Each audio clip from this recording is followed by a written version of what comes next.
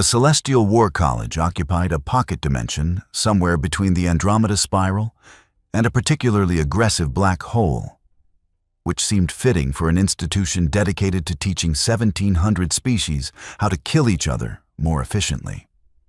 For 8,000 years, the college had stood as the galaxy's premier military academy, a gleaming monument to the principle that violence, when performed with sufficient technique and philosophical justification, became art.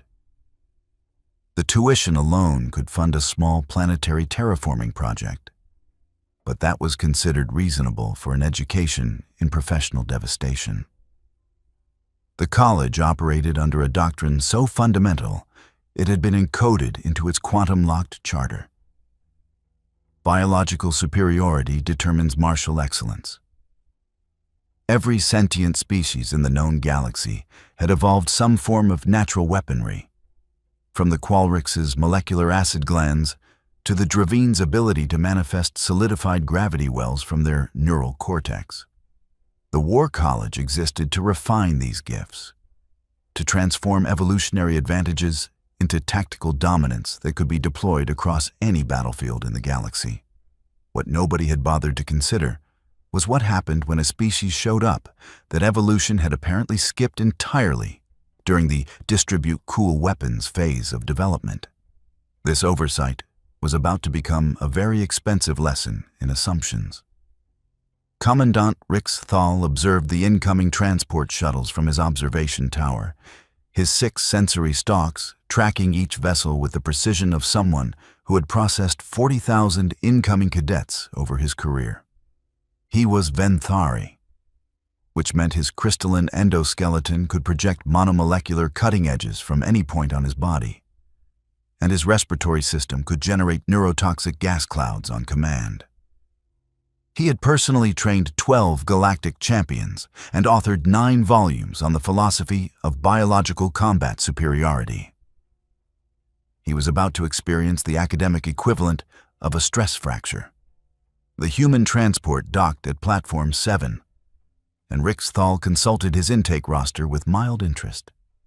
Humans were newcomers to galactic civilization, having achieved faster-than-light travel only a century and a half ago, which in galactic terms meant they had barely stopped setting their own ships on fire accidentally. Their admission to the War College had sparked heated debate among the faculty, primarily because nobody could identify what natural weapons humans possessed. The admissions committee had eventually concluded that humans must have some hidden biological advantage that their limited scientific documentation had simply failed to record properly.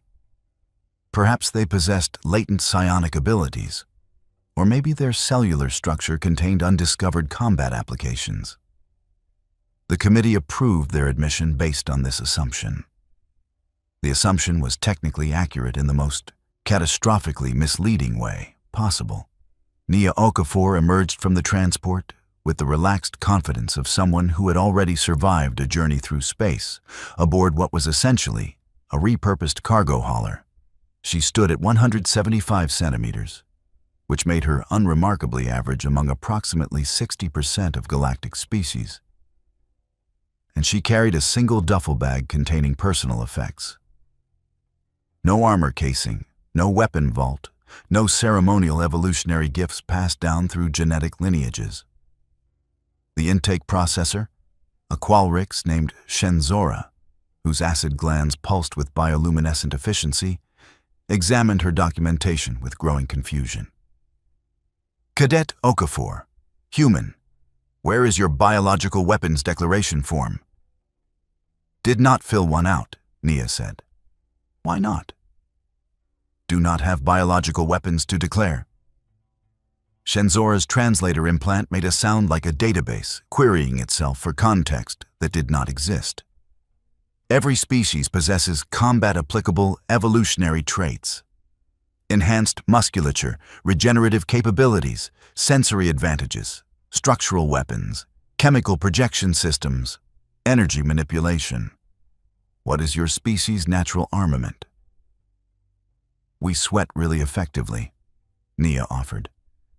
and we can throw objects with impressive accuracy due to our shoulder joint configuration." The silence that followed was the kind typically reserved for moments just before someone realizes they have made a terrible administrative error. Shenzora cycled through her training protocols, found nothing applicable, and made a notation that would later be described by the faculty review board as aggressively inadequate. "Report to Intake Hall 3. We will determine your classification during orientation." The orientation ceremony took place in an amphitheater constructed from materials harvested from 17 different star systems, because apparently nothing said military excellence like excessive architectural budget. 3,000 cadets filled the space, representing the finest warriors their species could produce. Nia found herself seated between a Dravine, whose gravity well generation created a noticeable dip in the local space-time, and a Qualrix, whose acid glands occasionally dripped onto the floor with a hissing sound that suggested the cleaning staff earned their salaries. Dean Korvesh took the central platform, his Venthari form refracting the amphitheater's lighting into patterns that were probably meant to inspire martial fervor, but mostly just gave everyone a headache. He was old, even by Venthari standards, his crystalline structure bearing the fracture patterns of someone who had survived 300 years of combat training incidents. "Welcome to the Celestial War College," Korvesh began, his voice resonating through a dozen harmonic frequencies. "You represent the apex of your species' evolutionary combat potential. Each of you was selected because your biological gifts mark you as natural warriors." The speech continued for 57 minutes, covering everything from the college's glorious history of producing galactic military leaders to the philosophical importance of understanding how one's evolutionary advantages shaped tactical thinking. Nia spent the time studying the amphitheater's construction, noting that the support columns were decorative rather than load-bearing, the seating was modular and could be disassembled, and the floor panels showed stress marks suggesting they were replaceable sections rather than solid construction. "Now," Korvesh announced, "we proceed with the weapon registry ceremony. Each cadet will demonstrate their species' natural armament for official documentation." What followed was essentially evolution's highlight reel presented in order of destructive capability. A Dravine cadet generated a gravity well that crushed a test dummy into a sphere the size of a fist. A Qualrix demonstrated acid projection that dissolved a reinforced target in 4 seconds. A Krenthi cadet manifested bioplasma from specialized organs and melted a hole through a barrier wall.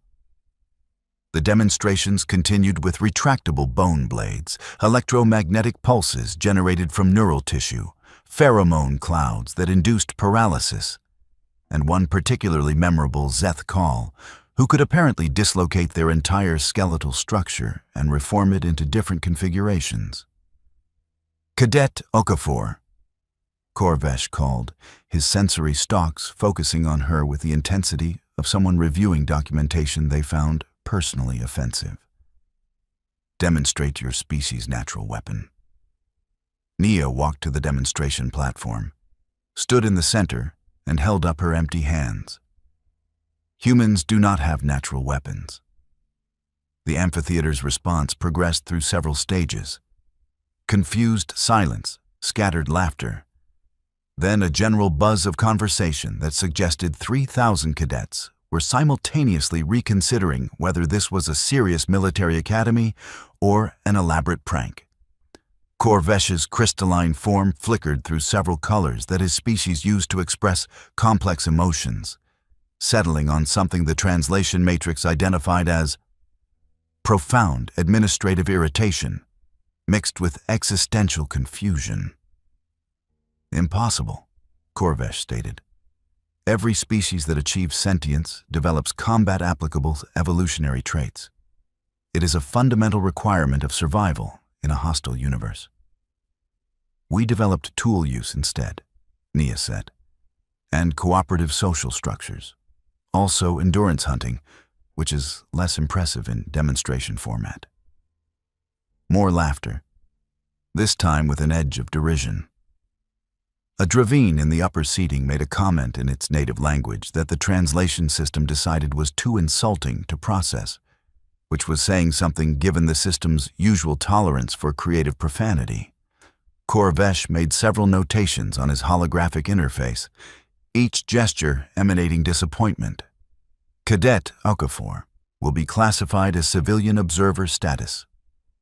Training protocols will be adjusted to account for her non-combatant designation. The way he said adjusted made it clear the adjustments would involve mostly theoretical coursework and probably a lot of sitting in the back of classrooms while real warriors trained. The first week confirmed Nia's suspicions about what adjusted protocols meant in practice. While other cadets engaged in combat simulations designed to enhance their natural abilities, she was assigned to courses with titles like Theoretical Combat Analysis for Non-Participants and Military History for Diplomatic Support Personnel. The instructors treated her with the polite detachment typically reserved for tourists who had somehow wandered into restricted military facilities and whom nobody wanted to explicitly expel because the paperwork would be annoying. Instructor Vek Ral, a Krenthi whose bioplasma generation had won him 17 combat championships, seemed particularly amused by her presence. During one memorable lecture on maximizing biological weapon efficiency, he called on her to explain how humans would theoretically approach combat without natural weapons. "We would use tools," Nia said. "Tools are not weapons," Vekral replied, with the confidence of someone who had never needed anything beyond his own biology. Weapons are extensions of the warrior's body, derived from evolutionary superiority. Tools are what civilians use. "Understood," Nia said, making a mental note that Krenthi bioplasma required approximately 2 seconds of charging time before projection, during which the user's defensive capabilities were reduced by an estimated 40%. Interesting vulnerability. The other cadets were less diplomatic about their opinions. A group of them, led by a Dravine named Throkval and including representatives from 5 different species, made it their personal mission to remind Nia that she did not belong in a military academy. They blocked her path in corridors, accidentally knocked her equipment off tables during theoretical exercises, and made increasingly creative observations about human fragility and the questionable judgment of the admissions committee. Nia endured this with the patience of someone who understood that predators grew bored when prey failed to provide entertaining reactions. She spent her free time exploring the college's facilities, running her hands along walls to test material composition, examining furniture construction, testing the weight distribution of various objects, and generally behaving like someone conducting a very thorough engineering survey that nobody had authorized. The maintenance staff assumed she was lost. The faculty assumed she was struggling to adapt to an environment designed for actual warriors. Both assumptions were partially correct and completely missed the actual situation developing. The practical assessment arrived in week 3, a surprise. Evaluation designed to test each cadet's ability to apply their natural weapons in dynamic combat scenarios. The course was a 3-dimensional maze of platforms, obstacles, and holographic opponents that adapted their tactics based on each participant's demonstrated abilities. Throkval went first, his gravity wells crushing holographic enemies and pulling obstacles out of his path with contemptuous ease. The Qualrix cadet melted through barriers with acid projection. The Krenthi vaporized targets with bioplasma.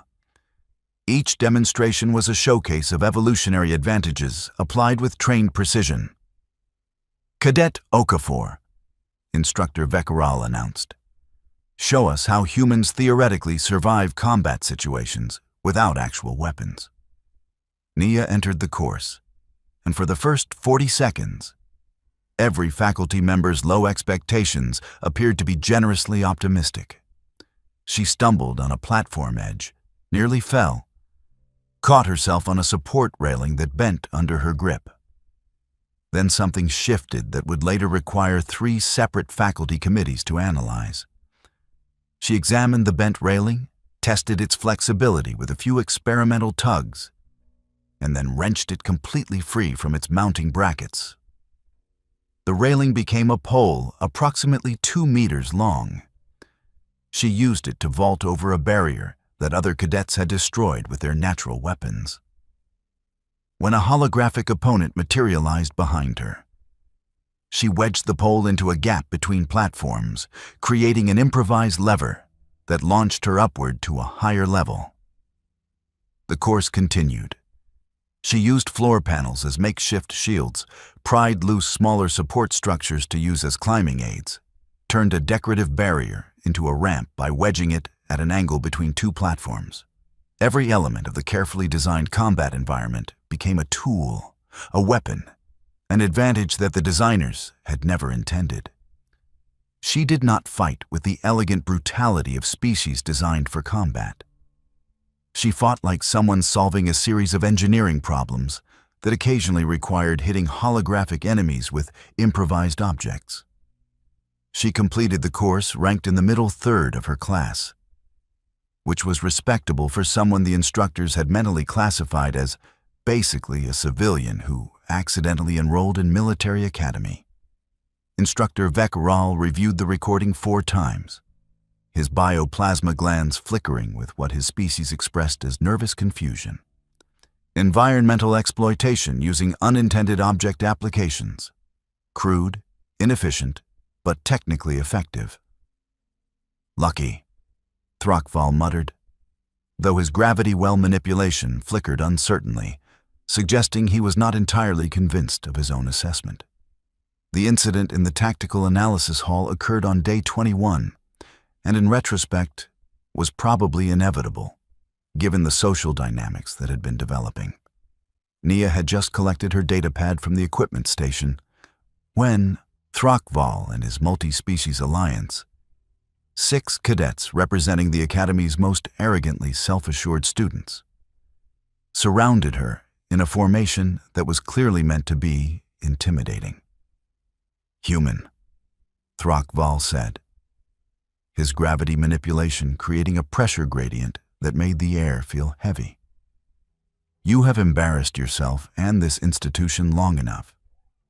Admit you are not warrior material and transfer to diplomatic services where you belong." Nia looked at the 6 cadets, then at the tactical analysis hall's layout. 30 training tables, each equipped with holographic projection equipment racks along the walls containing various training implements, structural support beams every 5 meters. The floor was reinforced composite with removable panels for maintenance access. The walls were lined with impact-resistant polymer that could withstand most biological weapons.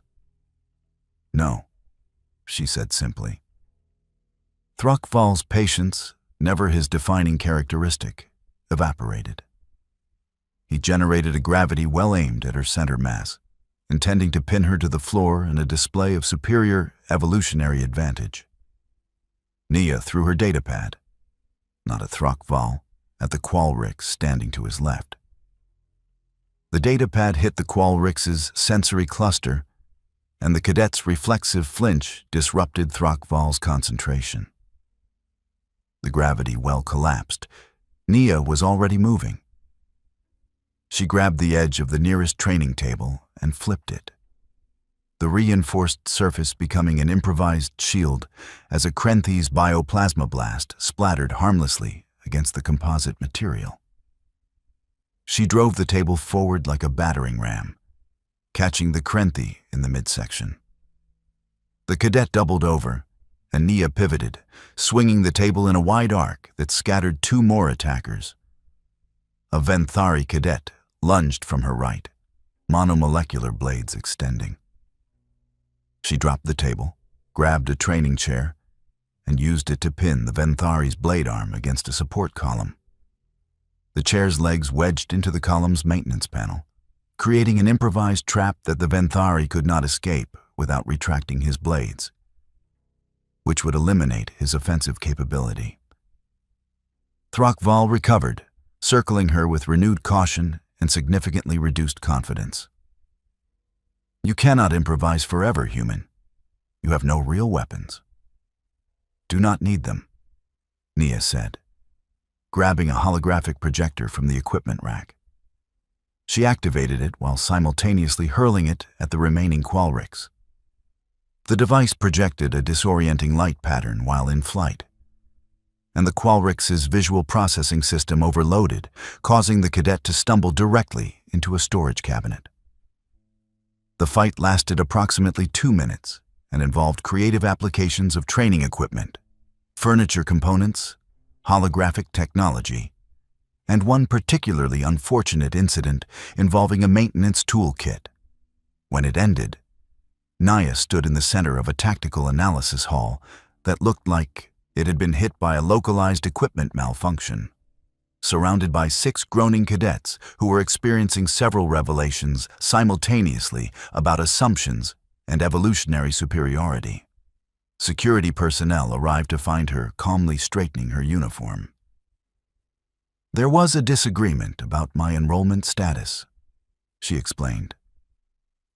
The security footage review became a mandatory viewing for the entire senior faculty and lasted nearly 4 hours. 14 instructors, 3 deans, Commandant Rixthal, and one increasingly distressed facilities manager watched the recording from multiple angles while the room's atmosphere progressively shifted from confusion to concern to something approaching existential dread. "She violated no combat regulations," Dean Korvesh observed, his crystalline form flickering through colors that suggested intense cognitive dissonance. "Environmental weaponization is not prohibited because no species has ever required such a prohibition." "She turned a chair into a restraint system," Instructor Vekral said quietly, "and a datapad into a distraction weapon, and a holographic projector into both a projectile and a sensory attack simultaneously." Commandant Rixthal had spent the last 3 hours accessing human historical databases, and what he discovered had caused his sensory stalks to retract protectively. "Faculty," he said, with the careful tone of someone delivering catastrophically bad news, "I strongly suggest reviewing human military history. Specifically, their documented tendency to weaponize literally anything within reach during combat situations. The archives told a story that violated several principles the War College considered fundamental to military science. Humans had weaponized agricultural equipment, cooking implements, musical instruments, sporting goods, furniture, vehicles designed for peaceful transport, construction materials, and in one particularly disturbing historical incident that required 3 separate confirmations: a frozen aquatic animal. They had turned defensive fortifications into offensive weapons, used their own infrastructure as improvised armaments, and demonstrated what the research database clinically described as pathological inability to observe any object without immediately calculating combat applications. They evolved without natural weapons, Dean Korvesh said slowly, his voice resonating with horrified realization. So they developed the cognitive framework to turn everything else into weapons instead.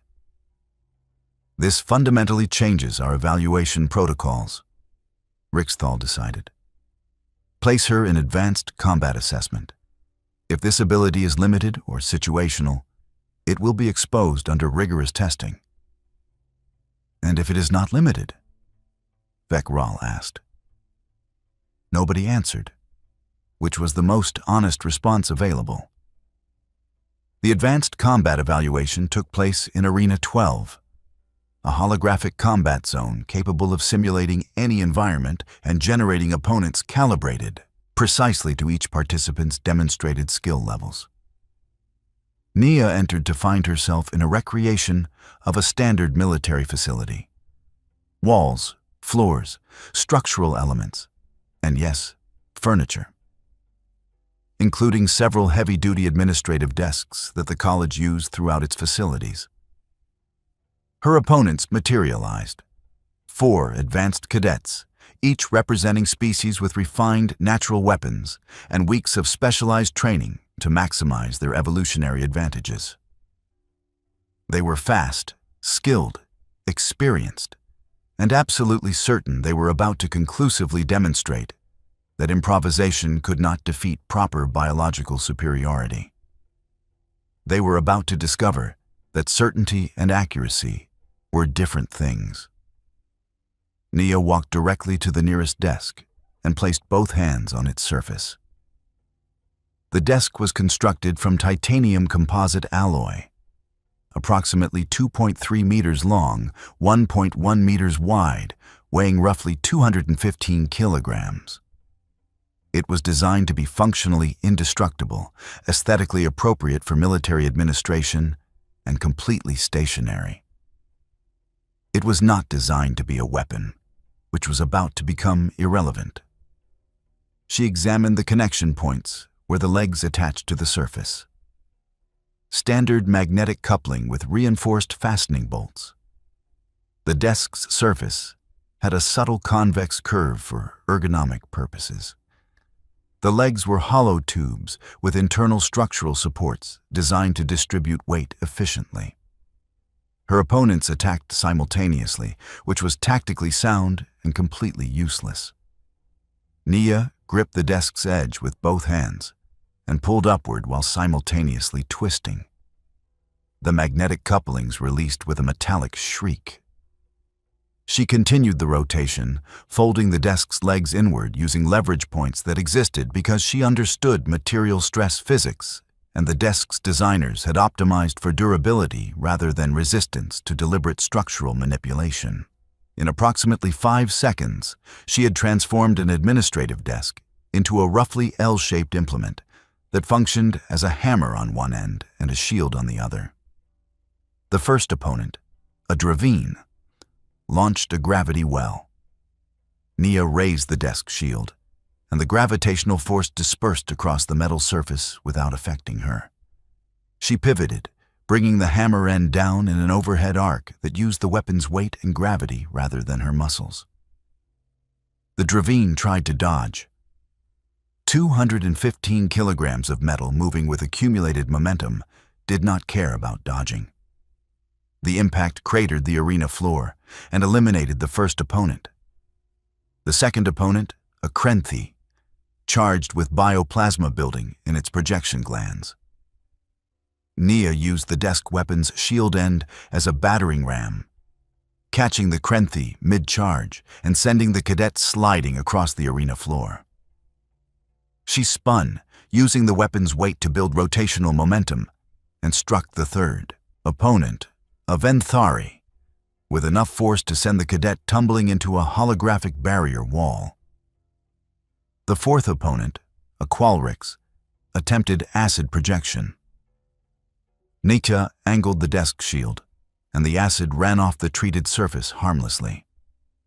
She advanced, using the weapon's weight and her understanding of physics to move it in ways that appeared impossible, but were simply applied leverage and momentum management. "How are you wielding that?" the Qualrix demanded.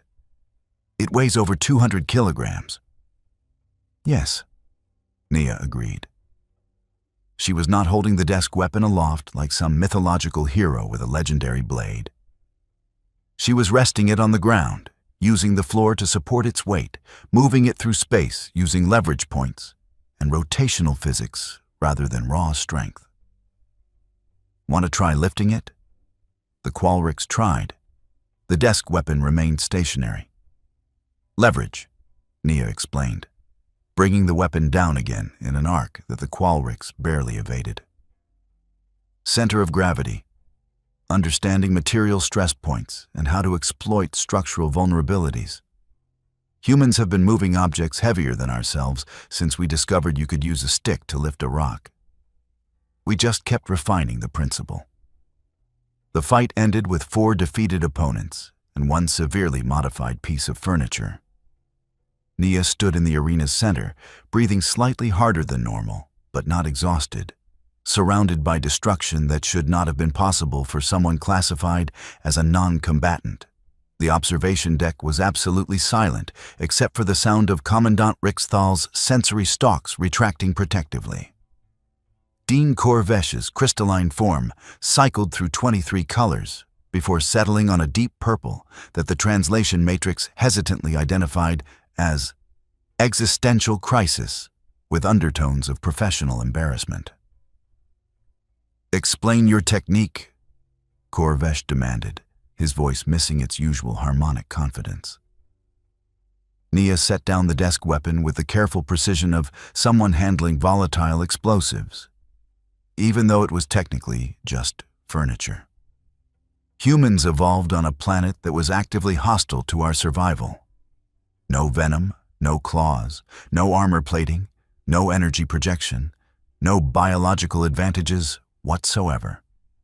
We were slower than the predators, weaker than most prey animals, and our primary ecological niche was probably going to die.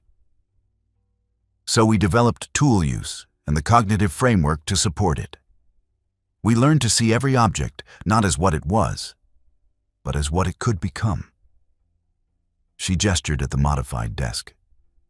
Rocks became hammers. Sticks became spears. Animal bones became knives. We turned the entire planet into an armory because evolution forgot to give us natural weapons. And then we developed technology, built civilizations, and achieved spaceflight. But we never lost that fundamental cognitive pattern. We still look at any object and immediately calculate how to break it, use it, or turn it into something that hurts our enemies. But surely that was primitive survival strategy, Instructor Vekaral protested. You have advanced technology now. Surely you have evolved beyond such crude methods. Nia smiled, and several faculty members instinctively took a step backward. Instructor, humans have fought wars with everything from sharpened rocks to weapons that can crack planets. The technology scale changed. The fundamental principle never did. Environmental weaponization is not a skill we learned. It is a survival strategy we cannot turn off, even when we probably should. The emergency faculty meeting lasted 7 hours and included heated debates about whether Nia had somehow violated the philosophical spirit of the War College's charter, despite following every literal regulation. The charter was consulted, specifically the section encoded in quantum-locked text. Biological superiority determines martial excellence.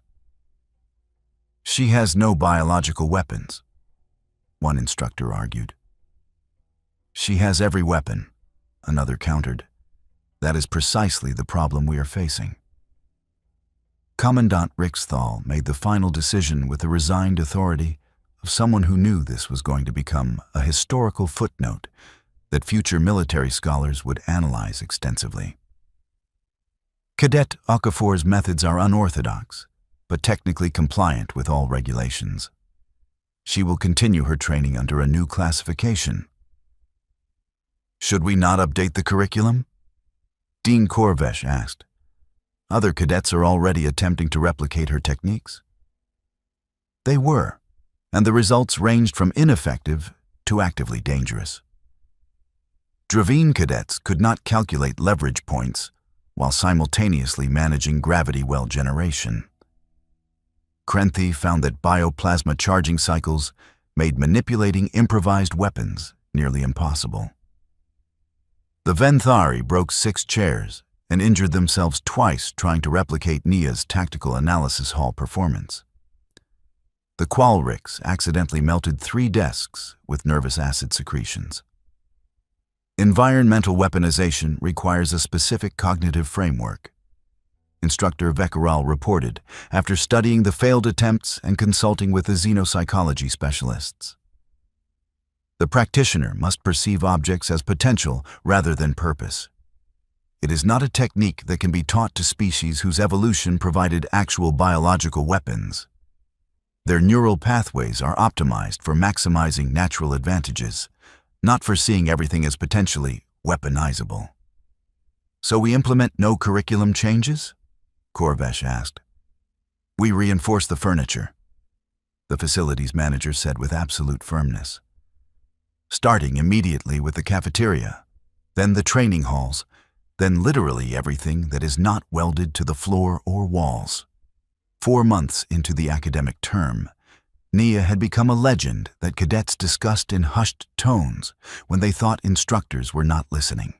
She was not the physically strongest student, nor the fastest, nor the most naturally gifted by any conventional measure. But she maintained a perfect record in combat evaluations, because every environment she entered immediately became her personal armory. The furniture was indeed reinforced and bolted down, which simply forced her to identify new improvisation opportunities. Support beams could be used as fulcrum points for lever-based attacks. Floor panels could be pried up in emergencies if one knew where the maintenance access points were located. Wall-mounted equipment could be repositioned with sufficient force applied at correct angles. Even the reinforcement bolts themselves could be weaponized if one possessed sufficient patience and understood rotational force dynamics. Unarmed had stopped being an insult or designation of weakness. It had become a warning label that other cadets learned to respect. Thrakval, demonstrating more adaptability than his initial behavior suggested, had learned extensively from their tactical analysis hall encounter. He now treated Nia with careful respect and maintained safe distance during joint training exercises.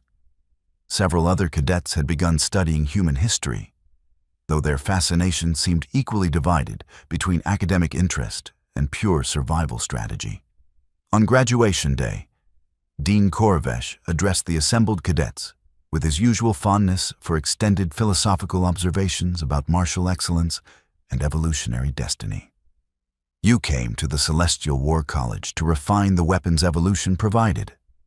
You leave as masters of your natural gifts, prepared to serve your species with distinction. Nia stood among her graduating class, officially classified as Environmental Combat Specialist Grade Alpha, which was the college's bureaucratic method of admitting they had no idea what else to call someone who had systematically demolished every assumption they held about combat theory. The Celestial War College, Korvesh concluded, his voice carrying harmonic overtones of reluctant admiration, has spent 8,000 years teaching the galaxy's finest warriors how to perfect their evolutionary advantages. This year, we learned that evolution's most dangerous weapon might be the species that evolution apparently forgot to arm at all. After the ceremony, Commandant Rixthal found Nia examining one of the ceremonial pillars in the graduation hall with the focused attention of someone conducting an engineering assessment. Graduate Okafor, what are you doing? Noticing that these pillars are decorative rather than load-bearing, Nia observed. They could be toppled with approximately 60 kilograms of force applied at a 23-degree angle from vertical. And the material composition suggests they would fragment into approximately 12 large pieces upon impact, each of which could be weaponized. Why would you need to know that information? Nia smiled. Probably will not need it. But that is the fundamental thing about humans, Commandant. We prefer being prepared for situations that will probably never occur over being unprepared for situations that definitely will. Rixthal watched her walk away to join her fellow graduates, then looked at the ceremonial pillar with newfound suspicion and concern. He made a note to have facilities review the structural integrity and potential weaponization risk of all decorative elements throughout the college. Then, he made a second note to investigate whether graduation certificates could be weaponized, because with humans, one could apparently never be too careful about objects that seemed harmless. The Celestial War College updated its quantum lock charter the following semester. Beneath the original text about biological superiority and evolutionary advantages, They added a new subsection in deliberately small print that read, "Exception Clause. Humans will weaponize anything. Everything." This is not hyperbole. This is documented fact. Reinforce your furniture and prepare for conceptual challenges to fundamental assumptions about combat theory. The admissions committee approved 5 additional human cadets for the next academic cycle, because apparently the faculty had decided that if they could not understand human combat methodology, they should at least study it systematically. The facilities manager resigned, accepted a position at a civilian architectural firm, and reportedly still wakes up at night with anxiety about inadequately secured furniture. Human evolutionary biology, it turned out, was the galaxy's most elaborate long-term prank on every species that had developed actual natural weapons. And the punchline was still unfolding.